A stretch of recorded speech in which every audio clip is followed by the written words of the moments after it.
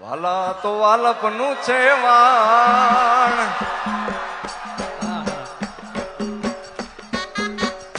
કાંઈ વિચાર્યું નહોતું કે આવવાનું છે, પણ આવ્યા પછી આટલું જોયા પછી એમ થાય ભાઈ ઓહો યાર. અને એમાં એજી ઓજી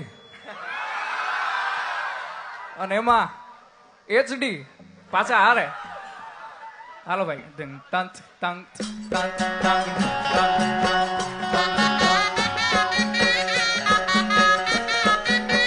વાલાયા તો વાલપનું છે